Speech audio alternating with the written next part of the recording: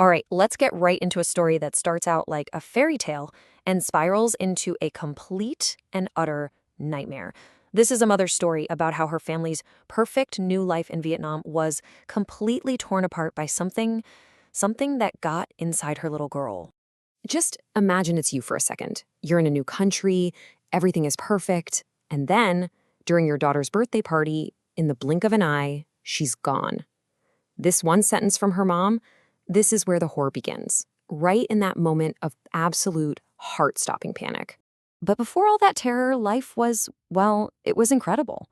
The family moved from Korea to Ho Chi Minh City in Vietnam because of the father's job. And for the mom and her daughter, Hong Yoon, it was like they'd walked onto a movie set. It was, for all intents and purposes, a perfect life. And I mean, their life was just unbelievably comfortable. They had this gorgeous apartment with a view of the Saigon River. They had a maid, a personal driver. I mean, everything was taken care of. And little Hun, she was absolutely loving it. She even told her mom, I want to live in Vietnam forever. It really was a dream come true.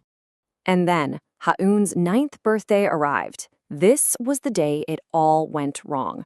They decided to celebrate at the fanciest hotel in the whole city. It was supposed to be a day full of nothing but joy, but instead, it became the first day of their nightmare. So the party was amazing, right? Han was so happy.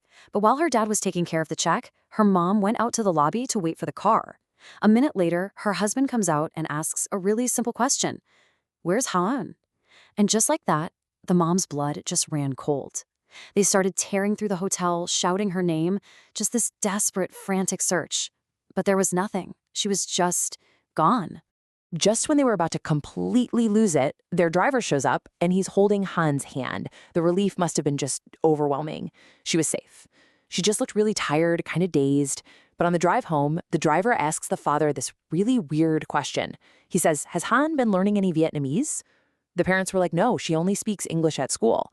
It was a strange thing to ask, but they were so relieved to have her back, they let it go. So they get home, they think the worst is over. But they were so wrong. Because the little girl they brought home that night, she wasn't the same girl who disappeared. And the mom's feeling of unease, it was about to get a whole lot worse. Later that night, the mom is sleeping next to Ha-eun, and she wakes up suddenly. She can just feel the empty space beside her. The panic shoots right back up. She searches the whole apartment, their home, and then she sees it. A little piece of Ha-eun's pajamas sticking out from under a closet door. And inside, her daughter is just curled up in a ball, shivering like she's freezing. So her mom's trying to comfort her, but Ha-eun isn't really there. She's kind of in this trance, and she's repeating this one word over and over again, a word her mom has never heard. Judgy, judgy, judgy. On and on. When her mom finally shakes her and she snaps out of it, Ha-eun has no clue what just happened. No memory of it at all. That word just kept echoing in the mother's head. It didn't sound Korean, and she thought back to the driver's strange question.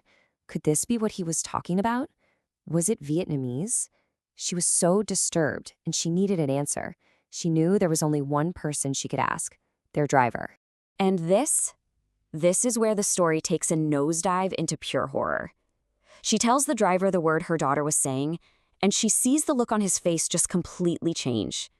He tells her what Gigi means. It's not a place. It's not a person's name. It's a command.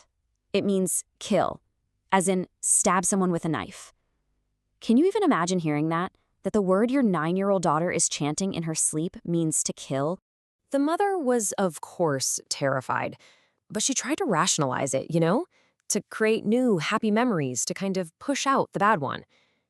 But what was inside her daughter wasn't just a bad memory. It was something active, and it was about to reveal itself in the most terrifying way you can imagine. So the mom makes Hone's favorite snacks, and she calls her into the kitchen. No answer. She goes to find her, and there's her daughter at a table, totally lost in what she's doing. But she's not drawing a picture. She's scribbling violently with a red crayon, just covering a piece of paper in these angry, chaotic lines. And that's when she hears it, that same horrible word. Gigi. Gigi. Her daughter is muttering kill while she's in this furious trance. The mom tries to get her attention to snap her out of it, but it was like Ha-eun was looking right through her. As her mother reached for her, Hyun suddenly gets up and starts to run, and now she's chanting something new. Hojimona, Hojimona. It was louder this time, more forceful. And then, just as fast as it all started, her body just goes limp and she collapses onto the floor, completely unconscious. Okay, this was it. This was the breaking point. When her husband got home, they knew they couldn't pretend this wasn't happening anymore. He actually recognized the second phrase, Ho Chi Minh. He knew it meant long live Ho Chi Minh, a battle cry from the Vietnam War. They realized it all had to be connected to the day she disappeared. So they called in the driver and demanded he tell them everything, exactly where he found her and exactly what he saw. So the driver, he finally breaks. He tells them everything. He found her in a building that the locals all knew about, the 727 apartment, a place everyone said was deeply haunted by the ghosts of soldiers. He said when he found her, she was just standing there, motionless, staring at nothing. When he tried to shake her, she wouldn't even look at him. She just kept staring into the distance, repeating over and over in Vietnamese, "Kill them all." The driver's final words to the parents were simple and absolutely chilling. Your daughter was completely possessed. And suddenly, it all made sense. The violent scribbling, the command to kill, the wartime chant, it all pointed to one unbelievable conclusion. Ha-eun had wandered into a place filled with the restless spirits of soldiers, and one of them had followed her home. At that point, what do you even do? There was nothing left to do. You can't fight something you can't even understand. The mother packed their bags that night. She left her husband behind in Vietnam for his job, and she and Ha-eun got on the first flight back to Korea. They were just hoping that putting an ocean between them and that apartment could break whatever connection had been made.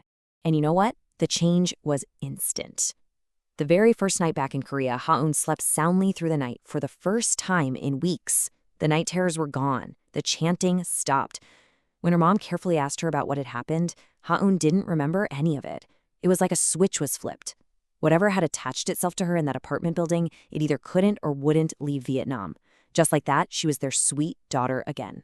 Which leaves us with the mother's final haunting question. Her daughter is safe, yes, but the memory of what she turned into, that's never going away.